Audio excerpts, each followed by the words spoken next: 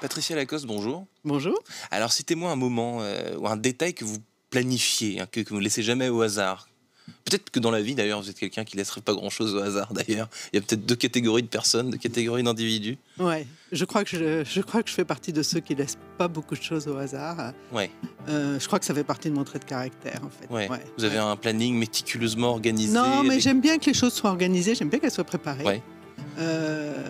Ça veut pas dire que je vis pas bien l'aléa. Parce qu'en fait, c'est un peu mon quotidien, l'aléa. Voilà, je suis habitué à gérer des imprévus.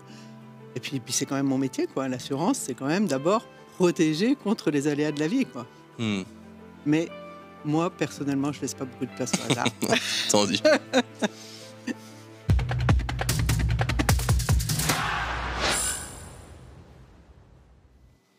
Bonjour à tous et bienvenue au Talk Dessineur du Figaro avec aujourd'hui Patricia Lacoste, PDG de Prévoir, hein, qui est venue en voisine, hein, puisque votre siège social est dans le 9e arrondissement, pas loin d'ici. Donc c'est une compagnie d'assurance indépendante, vous en êtes PDG depuis 2013 et pour être exact, c'est aussi une entreprise familiale, puisque fondée par votre arrière-grand-père en quelle année ? 1910. 1910, donc depuis 1910, Prévoir.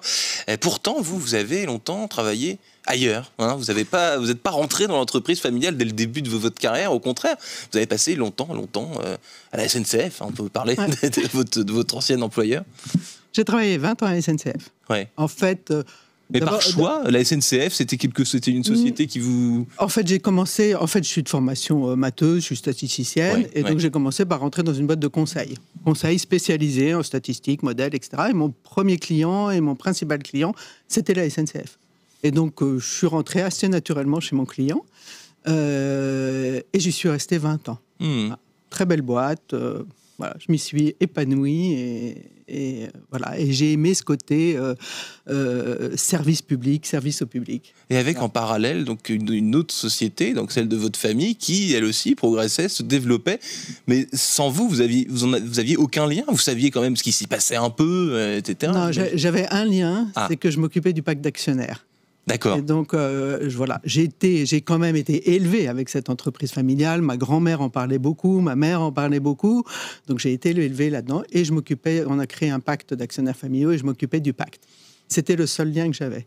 Vous avez été élevé là-dedans, donc dans cette famille d'entrepreneurs, hein, finalement. Donc, vous aviez, j'imagine, un certain affect pour cette entreprise. Mais j'avais un lien qui était d'abord affectif. Et je ne m'étais pas vraiment intéressé à ce que faisait Prévoir et à son métier. Ouais. Pas vraiment. Et vous vous étiez jamais imaginé, jamais. Jeune, par exemple, tout jeune, vous étiez jamais dit un jour, je serai la chef, quoi. Non, je ne me suis jamais imaginé. Pour vous dire, comme j'étais loin, encore une fois, j'étais de formation statisticienne quand même. Ouais. Mais je n'avais pas fait le lien entre les statistiques et l'assurance, alors que les statistiques, c'est la base de l'assurance. Oui. Donc moi, je suis rentré dans le transport, quoi. Donc c'était très, très loin. Et donc, vous êtes rentré finalement chez Prévoir. À quel moment ? Est-ce qu'il y a eu un bon moment, un déclic, un élément déclencheur ? On a eu besoin d'une statisticienne, on a eu besoin de quelqu'un de la famille pour diriger la société. Le moment déclencheur, c'est quand mon oncle est venu me proposer d'abord de rentrer au conseil d'administration. Et donc, il voulait que je développe l'intérêt pour la société. Il m'a demandé de rentrer au conseil et il m'a dit « et plus si affinité ». Là, j'ai compris et ça, c'était en 2010. Et donc, je suis rentré, j'ai travaillé pendant 2 ans au conseil d'administration. Là, j'ai compris ce que c'était que les métiers, je suis rentré dans le métier. Et puis, 2 ans après, il m'a proposé de venir le remplacer, de venir prendre sa place. Donc, je suis d'abord rentrée comme directrice générale de la compagnie d'assurance. Lui, il est resté là pendant 1 an. Et puis après, j'ai pris sa place 1 an après, en 2013. Et on peut parler de période, d'acclimatation, parce que c'est un secteur que vous connaissiez en profondeur ou pas ? Non, c'est un secteur que je connaissais pas. J'ai commencé à le connaître pendant les 2 ans du conseil d'administration. Ouais. Et puis après, j'ai plongé dedans. Et c'est vrai que le secteur d'assurance, c'est quand même un secteur où il y a une grosse part très technique. Et le fait d'avoir une formation de statisticienne m'a beaucoup aidé à rentrer dedans.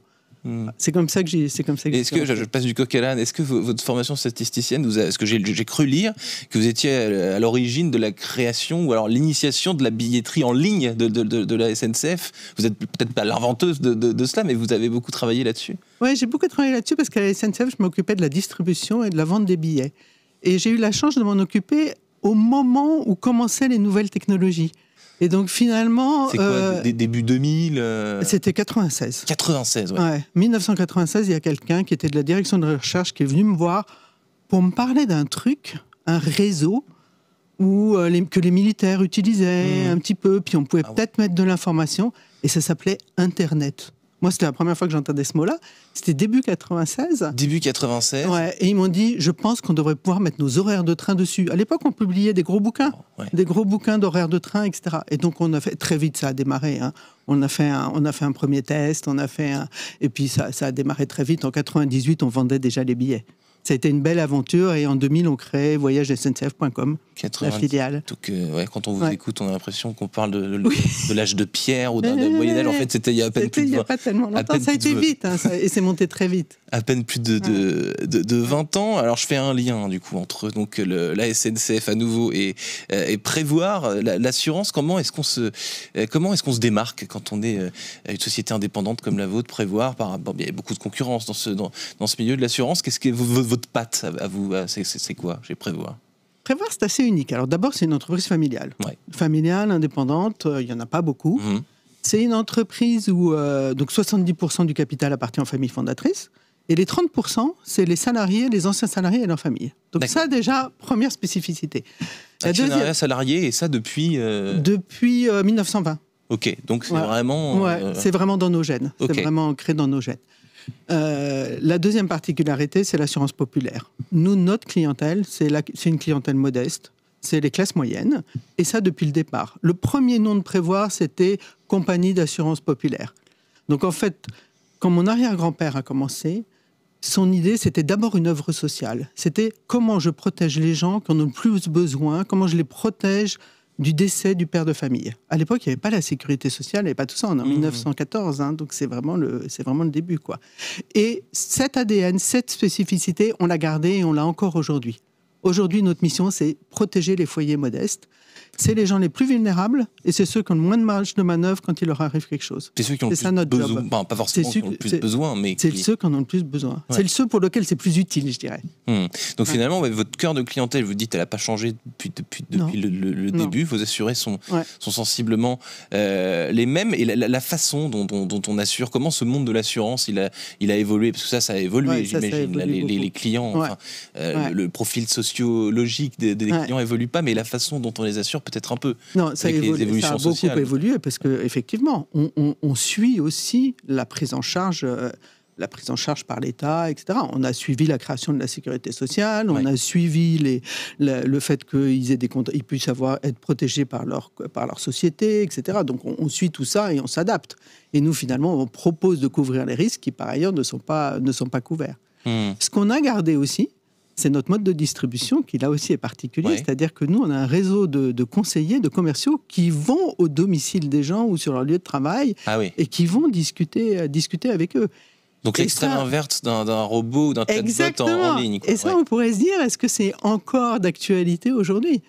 Et en fait, force est de constater qu'en fait, ça c'est d'actualité parce qu'en fait, ces produits d'assurance, nous, on assure contre les gros risques de la vie, les accidents, la dépendance, la perte d'autonomie, etc.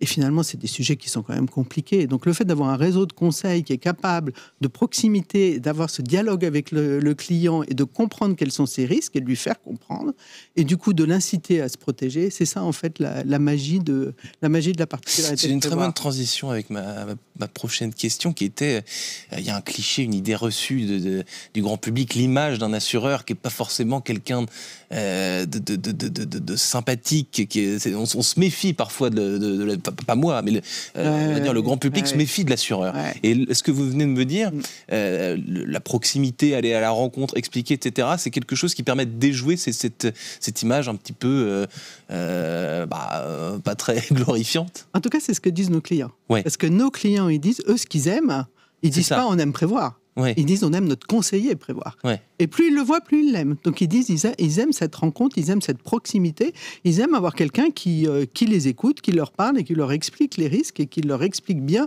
les contrats d'assurance. C'est compliqué des contrats d'assurance de personnes. Voilà. Et donc et les clients le disent bien. C'est ça qu'ils aiment. Est-ce que assurer un client, c'est plus difficile aujourd'hui qu'il y a 30 ou 40 ou 50 ans, selon vous? Je suis pas sûr. Je pense que les risques évoluent. Ouais. Et donc, nous, on est obligé de s'adapter en permanence. Mais je ne crois pas que ce soit plus difficile d'assurer quelqu'un. C'est des produits qui se vendent, hein, ce n'est pas des produits qui s'achètent, donc il faut le convaincre. Ouais. Mais finalement, il y a quand même il y a toujours autant de risques. Hein. Et donc, il y a toujours autant de place pour l'assurance. Et le contrat peut-être s'épaissit c'est sûr qu'il y a probablement plus de juridique. Et c'est pour ça que c'est important d'avoir un conseiller. Il faut quand même que les clients aient bien compris ce qu'ils achètent, ce pourquoi ils sont couverts, ce pourquoi ils ne sont pas couverts. Donc là, il y a une pédagogie qui est peut-être plus importante. Peut-être les contrats sont plus complexes. Mais ce n'est pas pour autant que c'est plus difficile de les vendre. Est-ce que justement, vous dites les contrats sont plus complexes, sont plus complets aussi, j'imagine. Est-ce que complet. Le meilleur assureur, pardon, question peut-être un peu benette, est-ce que le meilleur assureur, c'est celui qui va justement faire apparaître cette clause, ce détail que les autres n'auront pas? Je sais pas, j'imagine que quand on est assureur, quand on bâtit un contrat, j'imagine d'ailleurs qu'il doit y avoir une veille sur ce que fait la concurrence, sur ce qu'il propose de plus, de moins, pour se positionner. Enfin, même si vous avez très bien expliqué votre positionnement et votre clientèle, mais... Non, moi je pense que le meilleur assureur, c'est celui qui propose des garanties qui sont utiles pour le client qui est en face de lui. C'est-à-dire qu'on peut avoir des contrats très complets avec beaucoup de garanties. Si ces garanties ne sont pas utiles, comme par ailleurs, évidemment qu'elles sont facturées, on risque de faire payer trop cher à un client qui n'en a pas forcément les moyens. Et donc, le meilleur assureur, c'est celui qui va cibler les garanties qui sont vraiment utiles et ne facturer que celles-ci. Et vous me disiez en off, il nous reste 1 minute, c'est peu pour parler de ce sujet crucial, mais que vous vous concentriez sur la personne, donc tout ce qui se passe en ligne, toutes ces nouvelles utilisations d'Internet, etc. C'est pas vraiment votre cœur de business, quoi. Alors, on utilise beaucoup les nouvelles technologies dans nos processus au quotidien. Ça, c'est sûr, pour améliorer. Évidemment, nos contrats sont dématérialisés, etc. Donc tout ça utilise beaucoup. On vend très peu directement en ligne. On attire des clients en ligne. On peut informer en ligne, mais l'acte de vente, il est toujours en face à face. Et ça, ça n'a pas vocation. Ou par téléphone, mais en assurance de personnes, c'est compliqué. C'est compliqué de vendre complètement en ligne. Voilà. On le fait, ça existe dans l'assurance auto, ça existe un peu dans l'assurance santé, ça existe sur les produits un peu standardisés. Mais c'est difficile d'avoir quelque chose de plus spécifique. L'assurance, donc, c'est quelque chose qui se fait en physique avec les clients. C'est de l'humain. C'est de l'humain. L'assurance de personne, en tout cas, c'est de l'humain. Merci, Patricia Lacoste. Vous êtes PDG de Prévoir et je vous remercie infiniment d'être venue sur ce plateau. Merci beaucoup. Une excellente journée. Merci beaucoup. Merci.